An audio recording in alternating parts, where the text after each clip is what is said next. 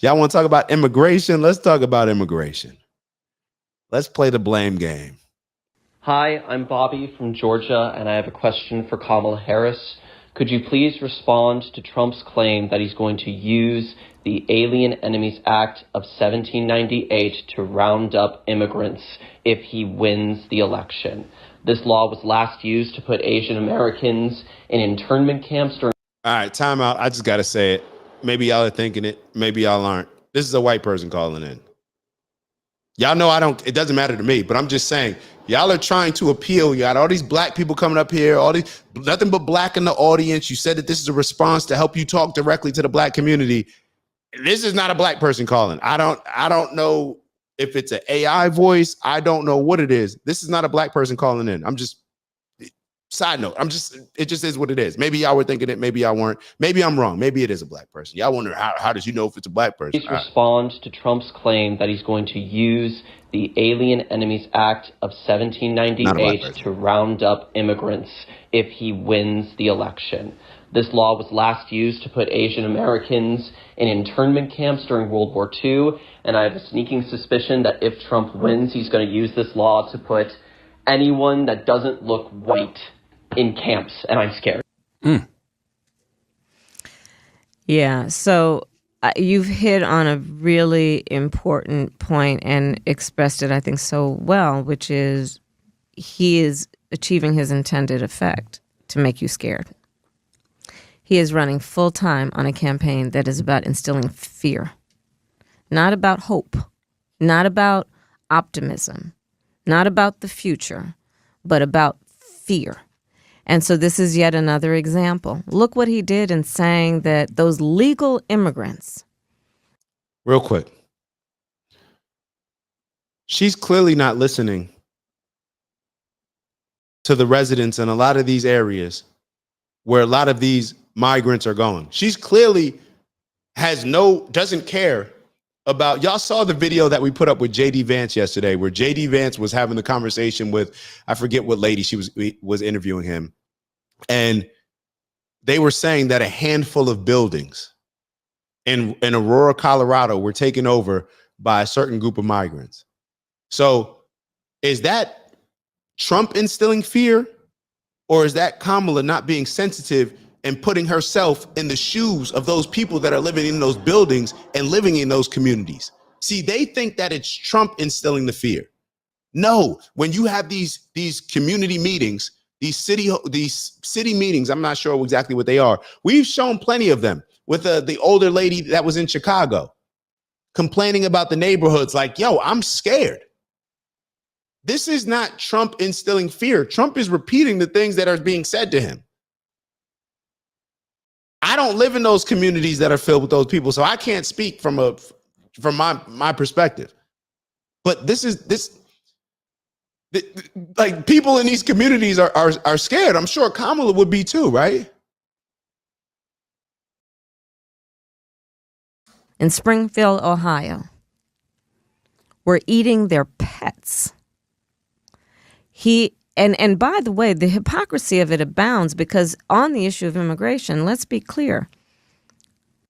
Hold on. I got to get to this. Hold on. I'm sorry. Hold on. Let me, damn, I missed the whole bunch. Hold on. Uncle Brother wrote, hasn't Candace proved that I'm missing a whole bunch. Hold on. Let me, I can't keep up with all these. All right. Hold on. Okay. All right. I'm going to get through these comments real quick. Hold on. I'm so sorry. Vice wrote, Obama just told us that black men are misogynists, need to get over it. Kyle wrote, Biden was accused of sexual assault also. Mama Lay wrote, that's insulting at Obama's ego. I agree. Uncle Brother wrote, I'll be voting. My mail-in ballot showed up the other day, and I noticed Jill Stein ain't on here in D.C. Ooh. However, guess who I'm writing in on mine when I show up at the polling station. Cal wrote, and Cal, hopefully I'm pronouncing your name correctly. And Kamala Harris was going out of married man, low down Willie Brown. She was going out with a married man. Yeah, she was a mistress. Come on, we know this. Here we go. The same story from Queens. Uncle Brother wrote, hasn't Candace proved that Kamala saying she grew up middle class is a straight lie? Candace actually I got to check out her last episode that she was discussing some of this. Shy wrote, I'm just all over the BS. It's too crazy for me. What are you going to do, lady? Right. She answers everything but the question. I agree. They can't do nothing for me but cut the check. I don't trust them. I get it. I get it. I hear you, Shy. I'm over here. I'm over it too, which is exactly why I'm voting for the person they're trying so hard to block from getting my vote. I respect it. I respect it. Shy wrote, people are homeless, facing eviction, and can't put food on the table. They don't relate to this middle class BS that she's pushing.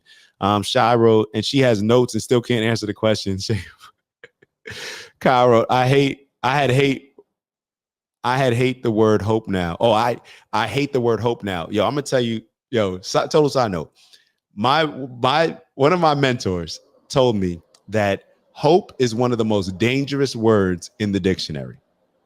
And he was 100% right. Hope is a very dangerous thing. Can be positive, but it can be very dangerous. Let me leave it there. Mama Lay wrote, I know people who are going to actually vote for Biden until he stepped down, shaking my head. I'm going to be honest. This was the comment that made me go back and read all those comments. I know people who are going to actually vote for Biden until he stepped down. That says a lot. That says a lot. And we all know this. This is how we know we have to. We've allowed them to keep giving us these candidates. We've allowed it. We've condoned it. We've celebrated it. We continue to support this stuff. And this is why these are our candidates.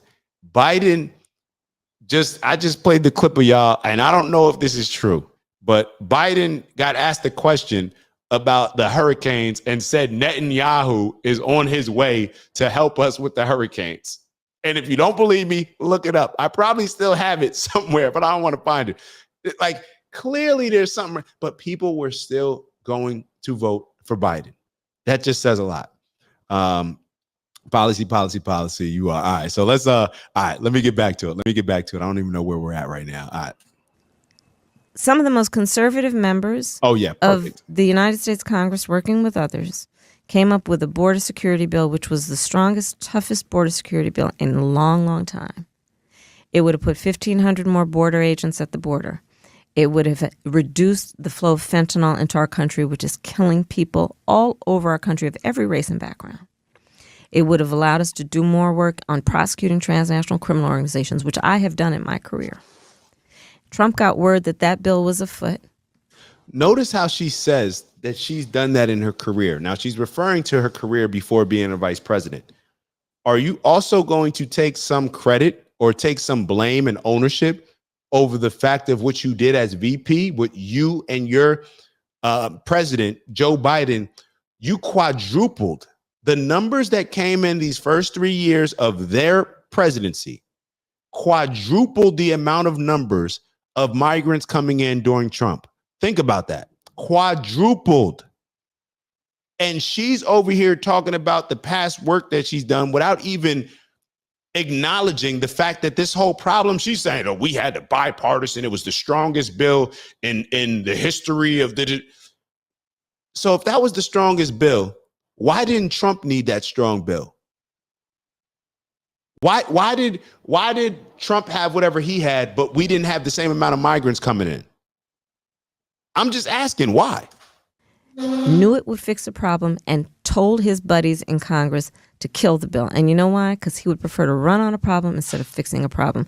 And he's running his campaign in a way that he does these rallies where people, by the way, walk out, and does these rallies to try and instill fear around an issue where he actually could be part of a solution, but he chose not to because he prefers to run on a problem instead of fix a problem. And we got to call it out and see it for what it is. But she's saying that Trump prefers to run on a problem. Ma'am, you created the problem. You created the problem. Now he has the opportunity to run on the problem. So you created the problem and you're mad at Trump because he didn't like the solution that you presented. And you're now acknowledging the fact that he got so much power where he doesn't even have to be in office, where he could just call his people up, shut that down. I don't even know if that happened, but I don't even realize she's giving him power. Like, she's showing us how she couldn't get something done while she was the vice president. And she's blaming Trump for getting something done when he wasn't even in office. Think about that. Listen to this. Listen, because Charlamagne actually, for once, does push back, or I don't want to say he pushes back, but he asked her a question.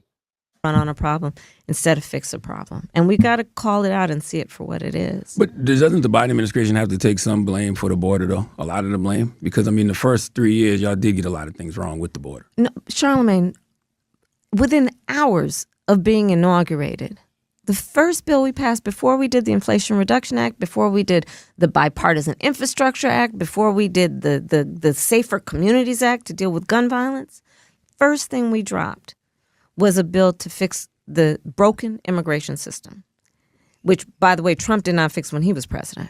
He didn't need the... And what? Yo, this is hilarious. She's saying Trump didn't fix it. It wasn't as big of a problem. Trump wanted to build the wall. Y'all told him no. So should Trump get up here and say just what you're saying? Well, what do they always make fun of Trump for? He said he was going to build the wall. He said Mexico was going to pay for it, and that didn't happen. So should Trump come up here and say, listen, I had a plan to build the wall. Y'all all heard me say it. A lot of y'all got mad at me for saying it, called me racist, even though, just like I showed on the last show, Biden was for it before Trump was for it, but Barack Obama was for it before Trump was for it, and Pelosi. Now, they may nitpick and say, well, we wanted to build a fence, not a wall. Well, why build a fence? Like, whatever. Should Trump be allowed an excuse to say, well, I wanted to build the wall, but they wouldn't let me pass it?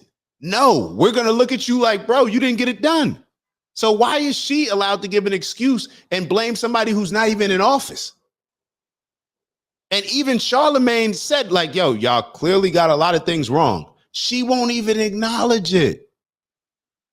She won't even acknowledge it. Why? Because we've convinced black women that they can do no. No, I'm just joking. I'm just.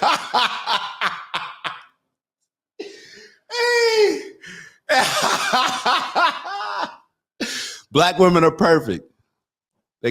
Black women are perfect. Mom, y'all are perfect. Well, my mom is. Well, the women in my life are perfect. But we all know that no group of anybody is perfect. But bad joke. Can we just leave it there? All right, let's leave it there. Let's keep going. And you can look at every step along the way. We then tightened up the asylum application process. We then worked with what we needed to do to secure ports of entry. We did a number of things, including what we did to try and get that border security bill passed. And then also an executive order that has actually reduced significantly the number of illegal crossings and tightened up what needs to happen in between ports of entry. But no, we've been working on it ever since. But so what went wrong? But here's what has to happen. Yo, she's bullying Charlamagne. And there's no way, hold on. Let me kind of take this off to mess up because I don't want them, you know what they do. Kyle, I'm with you. She ain't black. I mean, just in my opinion, she doesn't appear. I don't think, and when I say that, like, let's just be very clear. Black refers to, like, I don't know why we're sitting here, and I've spoken to a few people that are Jamaican, that are African, from different African countries. Since when do y'all just embrace being black? Like, I'm confused. Maybe I've been lost, but the Nigerians, people from Ghana, the people from Africa that I went to school with, Jamaicans, West Indian. Since when do y'all I'm black? No, you usually say I'm Jamaican, I'm this, I'm that. Black, let's just be honest, it refers to people born in America because we don't know where we come from. So therefore, that was just a term given to black. It replaced Negro. It was referring to people in America. So, like, when people say that Kamala's not black, I'm just like so surprised why people just feel the need to say, like, no, she's black. Like, really? Like, oh, okay. All right. I don't know. It just gives off very weird high school vibes, trying to be cool, trying to be with the in crowd when it's convenient for you. But then when you go to your job interview, it's a different story. Congress has to act to fix the immigration system, and it has been broken for a long time. Congress has to act, but it does. Why, if it's been broken? All right, so let's just be clear on this. If it's been broken for a very long time, and the numbers quadrupled when you and Biden came in office, doesn't that mean that Trump did a good job with it? If it was broken and he was able to have a certain amount where y'all quadrupled it. Can somebody, like, am I missing this, or is she giving Trump credit, saying it was broken for a long time, and she's only giving him credit? I really feel like maybe we're just so surface level thinkers, and she thinks that the black people that she's speaking to are such surface level thinkers that we won't make the connection, like, oh, if it's been broken for a long time, but we didn't have this issue with Trump, then maybe that's a good thing for Trump. Maybe they're just not thinking that we're going to connect those dots. Does not help when finally a bipartisan group got together to fix it. And Donald Trump told them, hold on, don't do that, because it won't help me politically. Mm-hmm. So Donald Trump told all these people that these people hate Trump. Never mind. How do you allow them to call you the border czar when that's so Charlamagne's not going to press anything? It's not even that wasn't your I'm role. Not giving him permission for that. Oh, you're right. But I mean, you don't push back on it because that wasn't your role. Fact checkers have made that clear. Look, if I responded to every name you call me, I wouldn't be focused on the things that actually help the American people, and that's my focus. That is. So then why are we in such a bad place right now where you are running around saying that if we don't vote for you, we're going back to chains and shackles? Democrats have been in power 12 out of the last 16 years. Republicans have been in power that's 25% of the time. Republicans have been in power. And you telling me they got more juice to where they can just mess up the entire country? And let's be clear, you guys are in office right now. It's not like there's Republicans in office now to where, okay, we made tremendous strides for 12 years and then the last 4 we had Republican. No, y'all have been in office.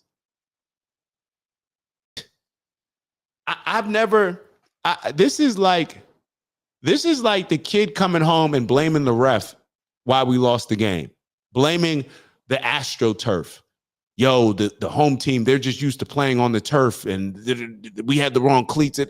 Like, this is just blame. This is not leadership. It's true. Before we go to talk back, I want to say something else. I don't feel like the Biden administration has treated Trump like a real threat to democracy. And that's why America doesn't realize. Come on, man. All right, let's move on to the next one. Hold on.